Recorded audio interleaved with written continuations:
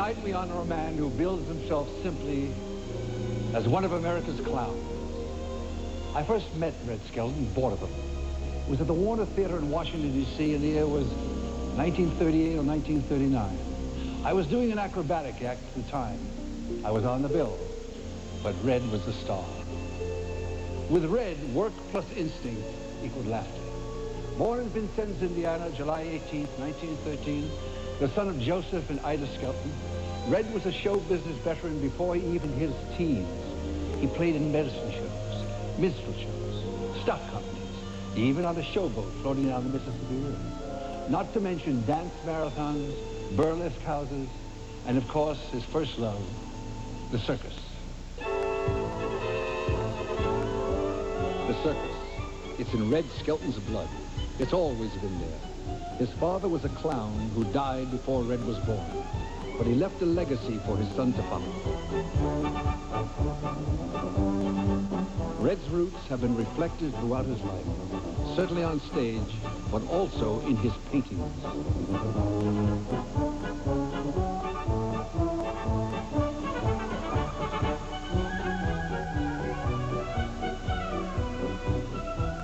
Looking back, it seems only right that another one of vaudeville's great clowns was actually the man who opened up Red's eyes to show business beyond the big top. I was about 8 years old.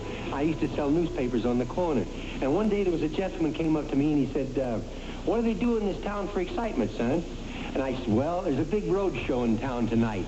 And there's a big comedian in the show. It's at the Pantheon Theater. And he's here tonight, and there'll be a lot of people go see him. He says, are you going to go see the show? I said, well, no, I don't have that kind of money. And he says, well, would you go if you could get in? I said, well, sure, but I have to ask my mother first, and I have to sell my papers. So he bought all my papers. He gave me $1 for my papers.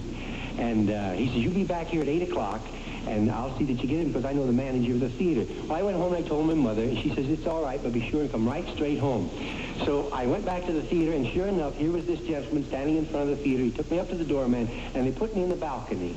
And I sat there, and all of a sudden the curtain went up, and the first person out on the stage was the gentleman who bought my newspapers from me, Mr. Ed Wynn. Years later, the two men were reunited on Red's television show. It afforded Red the opportunity to give Ed Wynn his heartfelt thanks. Perhaps Red's greatest skill was in assimilating his life experiences and the observations into his work. The tragedy of a penniless childhood, the pain of unemployment, the difficult loss of loved ones, the rejection of his talents by agents and audiences.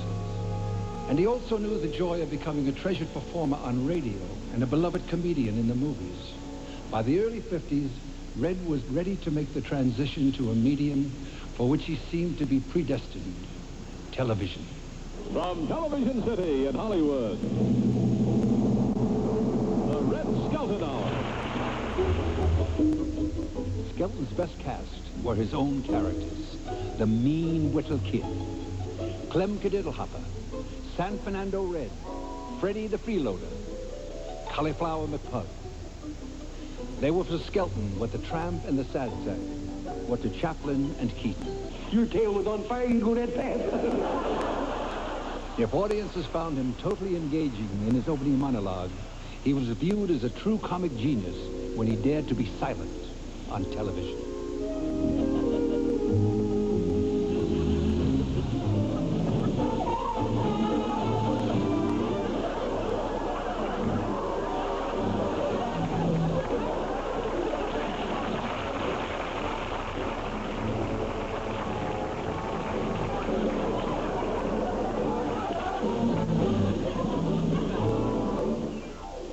Appropriate teaming, America's foremost pantomimist meets his French counterpart, mime Marcel Marceau.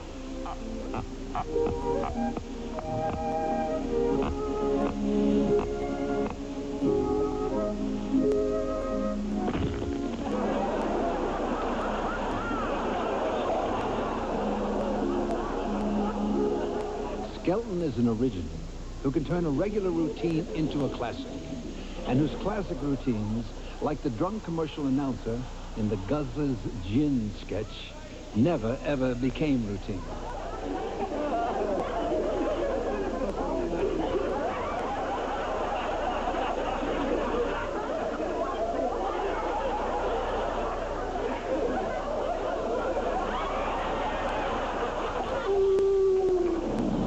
His ability to move us was rewarded with an Emmy nomination in 1957 when he starred in a live dramatic Playhouse 90 episode as a comedian on the skids. I haven't had a bite for 2 days. Now, if you'll give me a sandwich, as soon as I get a job, I'll be very happy to come in and pay you. That's the trouble with this town since pictures came in. Bums, every one of them. Now, wait a minute, Buster. All right, you have it. All right, don't get physical. Red Skelton's contribution to television fills volumes of books. His contribution to our lives is easier to sum up. Red Skelton has made us laugh. He's made us cry. And like the old veteran he played watching a parade, he opens his heart to all of us.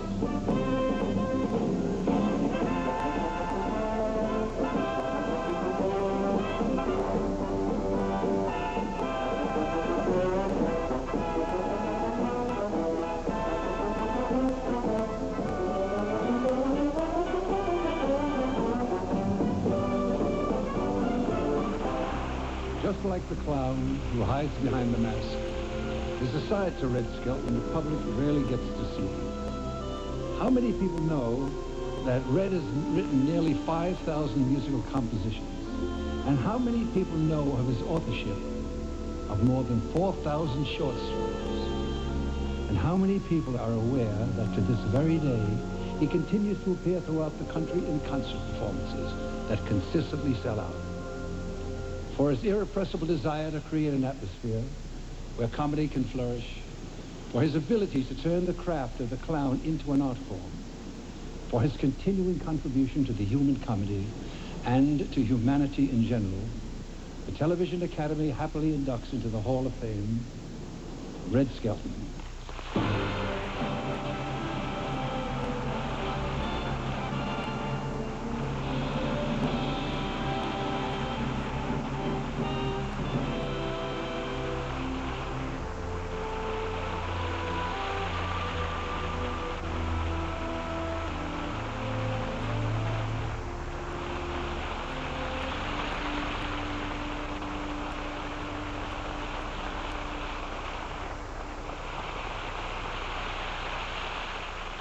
Okay, can't top that. Good night. I never set out to be famous. The sound of laughter was fame enough for me. And I am recognized when I do my personal appearances. A lady on the plane says to me, "People recognize you everywhere you go, huh?" I said, "Yeah, if they don't, I stare at them until they do." But there's so many people I would like to thank that have helped me along the way. Burt being one, with many others. And I've written a lot of names down on the tablecloth, but if you want to look at the table on the way out and see if your name's there. But I must tell you a story that's the truth. When I was a little boy, about 8 years old, I promised my mother, now I could never say the word mother, and I always said Mur. I call her Mur, and I said, someday I promise you that I will take you where it's nice and warm. Well, that turned out to be Palm Springs. And that we will have money in the bank, and before I die, I will try to do something with my life that will be remembered. It looks like we made it, Mom.